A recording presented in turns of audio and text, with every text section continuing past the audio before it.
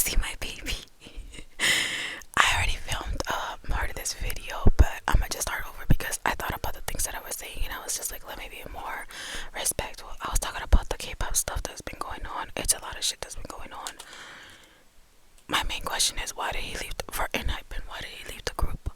Why is Nicki getting hate? Because he's supposed to know that a fan wanted a fucking that a fan wanted him to hold the flowers, pose with the flowers, whatever the fuck that girl wanted, and then she ended up herself, and now Nicki's getting hate for it. Like, what?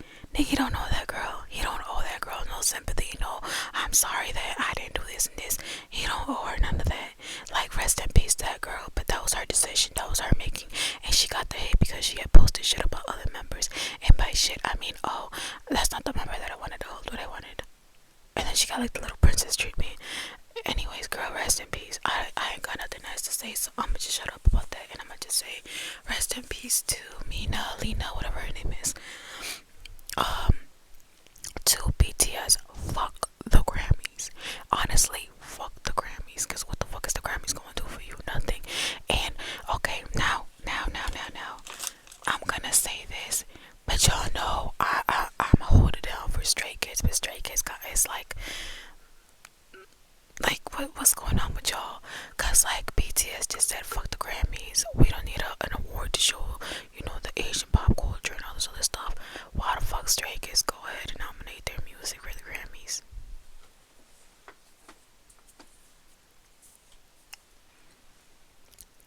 Like what? And so when I saw the news, I was like, oh shit, that was me moving this thing. I was like, Peppy, I mean, hey, shit, go for it.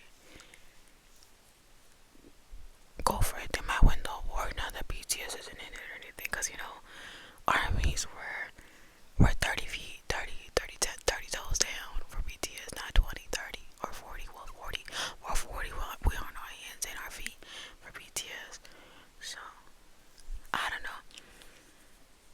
Good luck, Stray Kids. Y'all know I love y'all. I love me my Bang John.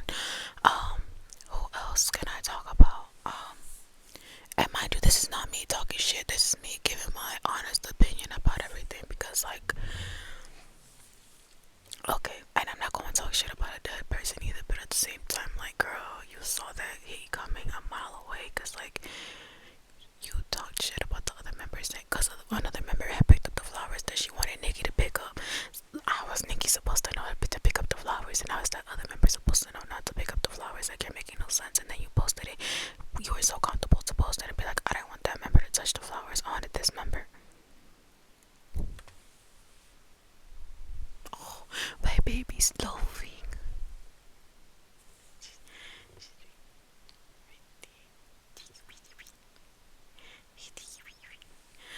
So yeah, what else has been going on in the K-pop world? I really don't even know, because I don't be listening to music like that.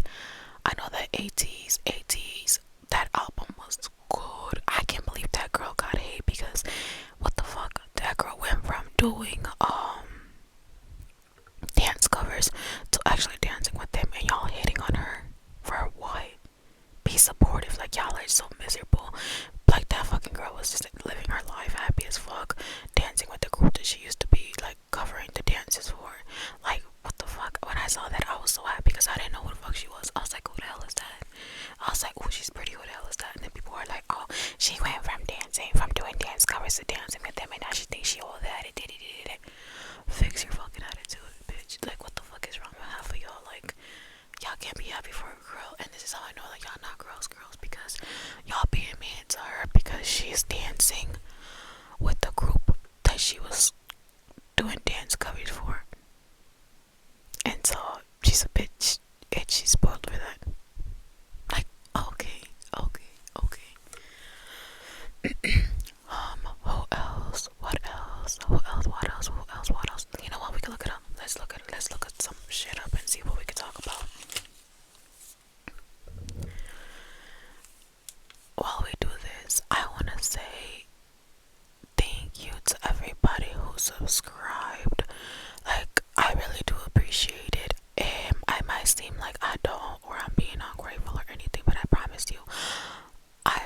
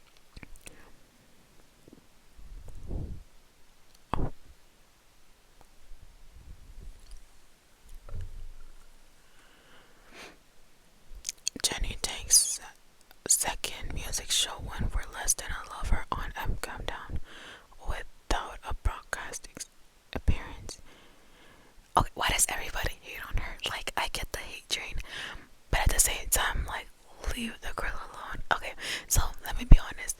When it comes to like Blackpink and everything, I just think that okay. I just think okay, cause like these girls are not being like well cared for. They have like 9 songs, and it's been 10 years since they debuted, and they have like 2 albums, and it's been 10 years. It's insane.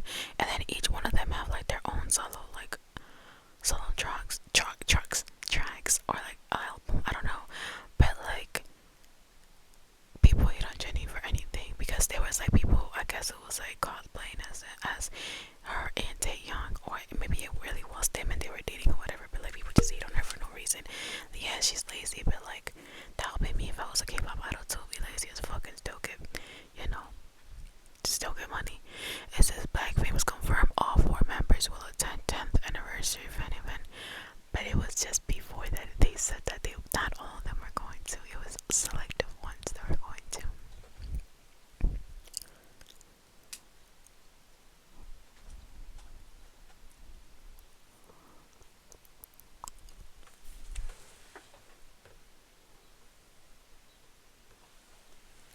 There goes my cat. Kiss Up Live Sweat music video, 10 million views in 2 days. People are watching them again. Eric Nam drops new single someday ahead of October album Confession of a Lonely Heart. I need that man to get married ASAP. Hold on, y'all.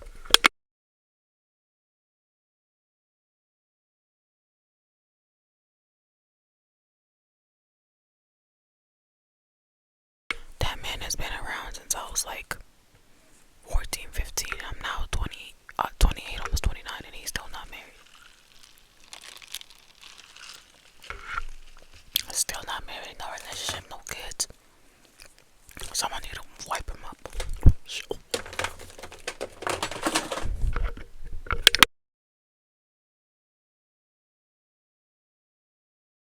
A lot of shit just fell down. I'm sorry. Hold on, y'all.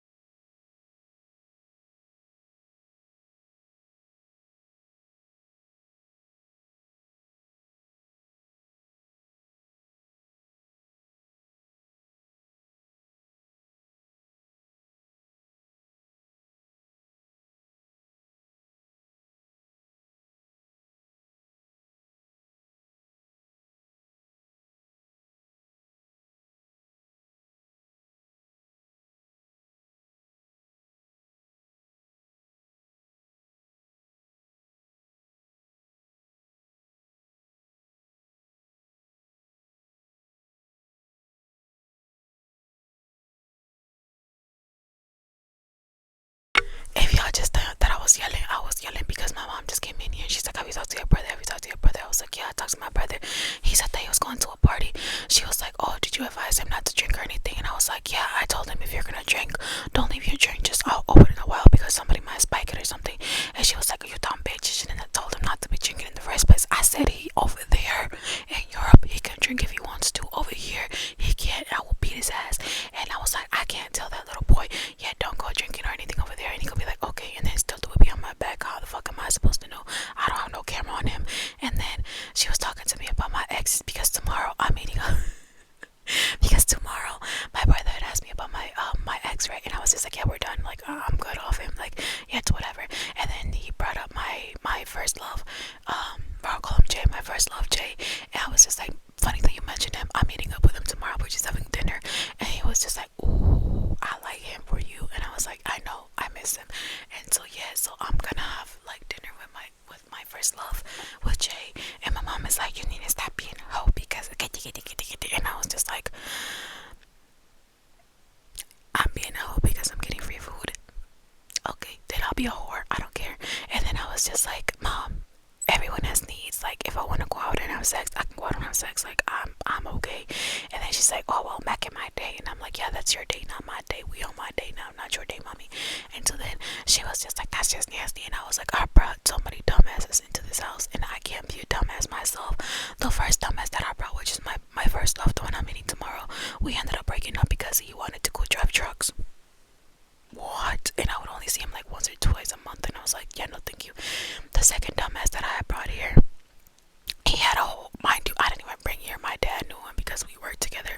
He had a fucking a baby mama at home or whatever. We were just fucking. I just wanted to fuck. We were just fucking. We were just having sex. It was just literally just sex. So it was just sex, and that was it. That wasn't like, oh, you're mine, you're mine. No, outside of work, we never spoke. We met up. We got a room. Whenever, we had a chance, and that's it. That was it. And then the other one that I brought here, he openly admitted that he liked to pay for porn, and I told him, I was like, yeah, you need to come and tell my parents that because they gonna think I fucked up this relationship too, because my parents have the tendency of blaming me for me putting it out too soon, and then the men get tired. I was like, bitch, what? And mind you, me, I never fucked this man. I never did anything with him. I promise you. Not even like hand job, blowjob, none of that, none of that, none of that. So he came to the house and he said, I have a porn addiction. I'm paying for it. Your daughter didn't do nothing. She was treating me good. I betrayed her trust. Da da da da da da da. And then the last dumbass that I just brought here is immature as fuck, not mentally stable, has a dick in his ass and all that shit. So I'm just like, yeah, no, I'm done with that. So I'm gonna go back to my first love, see how that shit goes, have a conversation with him, get it if I want to. And that's that. Like, simple as that. Like, you're not about to be micromanaging me every little thing that I do and be saying, oh, you're a whore, you're a whore. Oh, shit, you have a daughter for a whore then. I don't know how to tell you, mommy, but like, your daughter's a whore then, I guess. So be it. Because like, so many people have said shit about my mom too, and I always defended her, but when it comes to people saying shit about me, she don't defend me. She's just like, it's just, oh, and she loves this phrase, it's just a lack of not working. You're my mother, I can't call you that, bitch. Who you talking to? Like, ugh. I hate that she does that shit, bro. It's like, oh my god, I hate when Spanish parents do that shit. It pisses me the fuck off. Like, girl,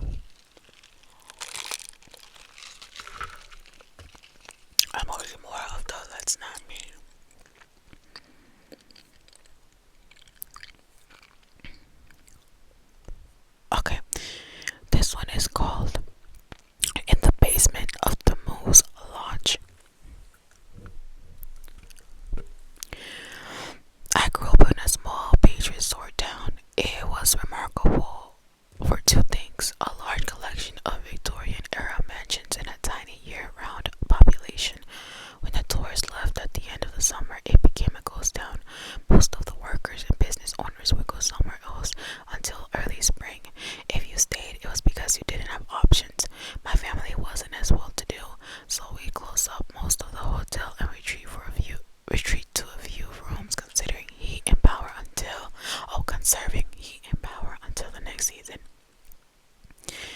In 1982, our town was barely holding on. In the summer, we pretty much got overflown from the surrounding beach towns with their newer, better appointed hotels, fancier restaurants, and nicer beaches. There was a national recession, so there weren't as many tourists. Some of those fancy mansions were abandoned or burned down for insurance at the end of the season. I had a small group of friends in junior high. We were into role-playing games, sci-fi, and fantasy. Sorry, my nose was itchy. To Tivolio and I were the only members of the group that named Brian or Matt two of each other. We played D&D. When we could, until we got kicked out of the house. When weather permitted, we go to the salt marshes or a closed down industrial site and skirmish with handmade wooden mail weapons. Okay, one December evening, we were packing up to leave Brian 2's house when Steve came in the room. Steve was Brian's oh, Steve was Brian 2's older brother. At the time, we thought he was cool. He had quit school. He had a job on a fishing boat and a car. He also had a real sword, which he claimed was a war trophy from his grandfather. Steven suggested that we should go with him to explore the closed-up Moose Lodge, a mansion about a mile from their house. All of us had been on the grounds of the property since there were paths that led to the salt marshes behind the building. Steve seemed really insistent that we should go visit it that Sunday. A few of us agreed. Steve told us a few times that we should come in from the salt marshes side so that nobody would see us. Sunday came around and it turned out that everybody had something else to do. I was careful to approach the Moose Lodge from the back to maintain stealth. I hid in some bushes to scope out the situation. Behind the building was an open backyard big enough to park a few cars. There was one red Mercedes diesel sedan with two occupants. Steve was in the passenger seat and an older man wearing a cap was in the driver's seat. I remember walking out of the bushes. Steve got out of the car and greeted me, putting his finger to his lip to tell me I should be quiet. Steve was very animated, telling me how neat the basement was and how great it would be to play games. I was peering down the basement when I heard the man get out of the car and walk up behind me without slowing. I remember that sound, the look in the man's eyes, and the sound of Steve chattering. I felt a wave of fear hit me and I ran. I didn't know what I was afraid of, but it felt nonetheless. I booked it home and never mentioned it to anyone. I never went to Brian 2's house. By the next year, Brian 2 had discovered other hobbies. The rest of us stuck together until college, then drifted apart. I have seen the look in the man's eyes again in law school. I entered with criminal defense lawyers, and some of those cases were for men accused of child molestation. A few of them had the same expression for a fleeting moment, but I just saw it as the same. That's crazy. Nah, oh fuck. And then the older brother.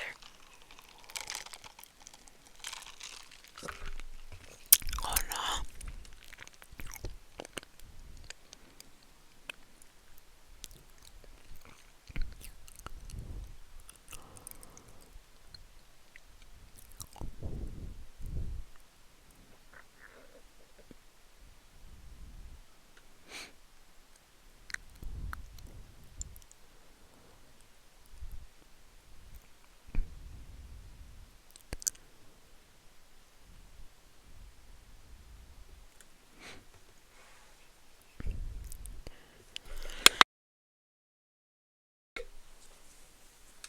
This one is pretty long. I'm gonna read this one and then I think I might just call it. Okay, yeah, this one's pretty long. It says, I got kidnapped for a week after being drugged at a party. That's the name of the title. Basically, I got kidnapped and held against my will for a week or so. And then it says, this happened when I was 16. I'm 19 now, female for what it's worth. I went to a party that some of the older kids from my school were going to. The only reason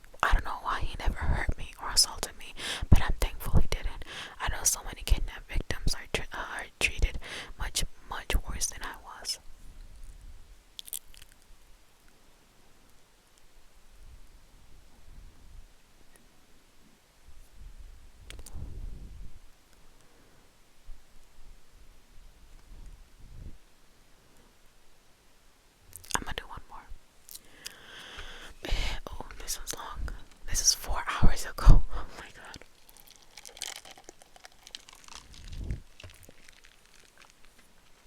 Okay, this is gonna be my real last one. It says, I was stalked for years. When I was 16, I got a friend request on Snapchat from someone I'll call Josh. This wasn't particularly unusual for me. We had mutual friends, so I accepted. He started talking to me, and I found out he was from my area, but I never liked texting, so the conversation went dry.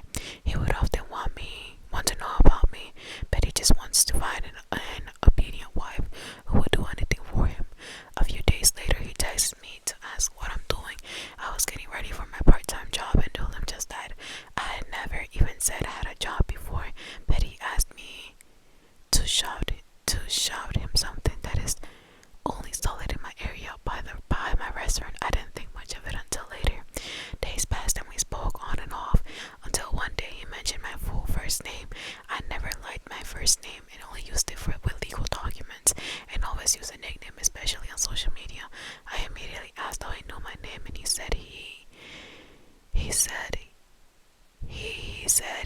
may have had a tad bit of an obsession with me. I asked him where he even knew me from, and he said he saw me walking into my school 3 years beforehand. I would have been 12 or 13 and became obsessed and couldn't forget about me.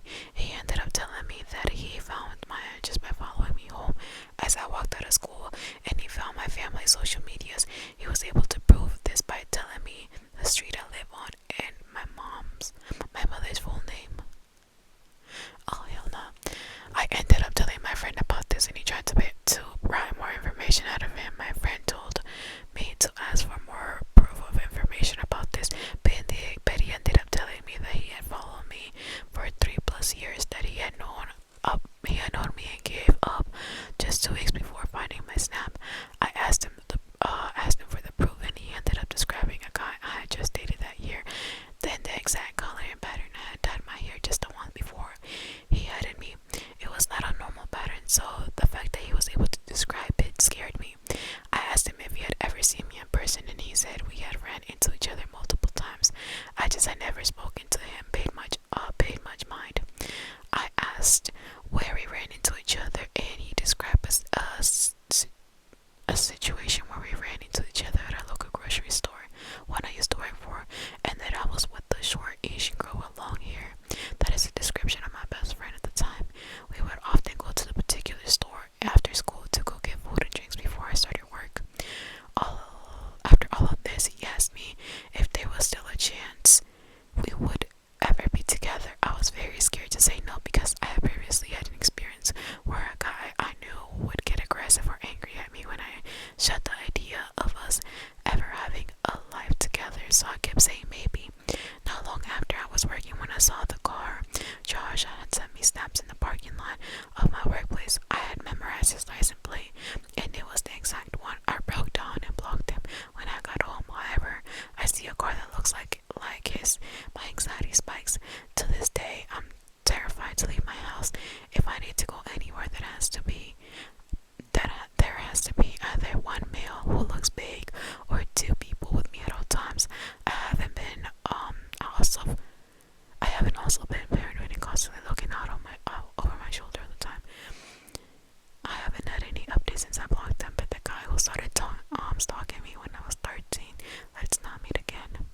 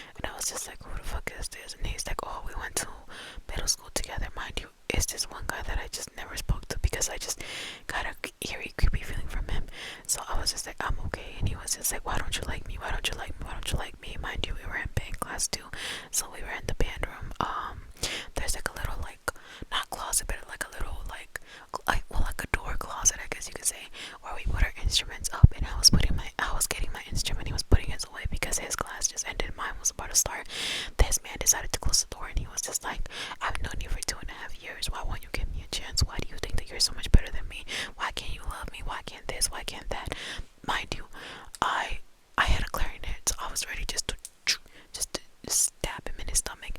But the guy that I was talking to at the moment, he came in and he was like, "What's going on?" And I was just like, "Please don't leave." And like he could see that I was scared, so he grabbed my hand and like I had to tell my counselor, and my counselor was just like, "What?" I was like, "Yeah, he's been bothering me." And like I showed my phone, right? I showed my phone, and then I was like this, just scrolling and scrolling and scrolling and scrolling and scrolling of all the shit that he was telling me, because he'll be like, "No one's gonna ever love you like I do, you stupid bitch. You need to love me, you stupid cunt. If you don't love me, I'm gonna kill myself and I'm gonna kill you and everybody gonna die." And da da da da da da da da. And I was just like, Lord have mercy.